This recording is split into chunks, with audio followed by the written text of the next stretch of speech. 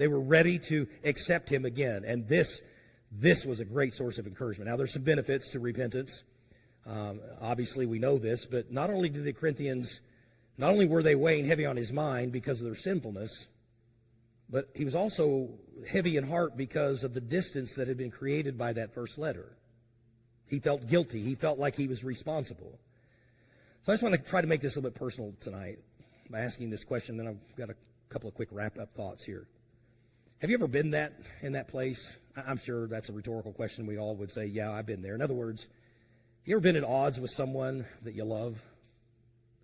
Maybe it's because of a harsh word that you had to say to them, or maybe harsh words that were exchanged, and somewhere along the line an offense was created because of it.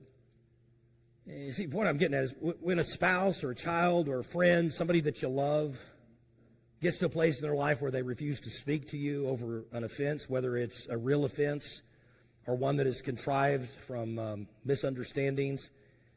I just want to say this, man, I know that can cause a lot of distress, especially if it's a child you love or a family member. And when they cut you off, man, that's one of the worst things you can experience. So what are we to do in those situations?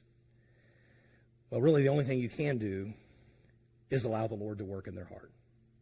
Continue to pray for them and let God do the work that only he can do. That's basically what Paul's been doing here. He's been praying. He's continued to serve and minister, but he's been praying for this church at Corinth.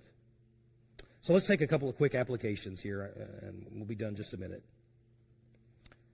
First one I want you to think about is this. When we are burdened about the spiritual condition of other people, really the only thing you can do is turn it over to the Lord. You know, we've all been burdened by people, whether it's an unfaithful spouse or, again, a wayward child, a friend who's cut you off, shut you out. But we have to be willing to pray for those people, even when the wound is deep.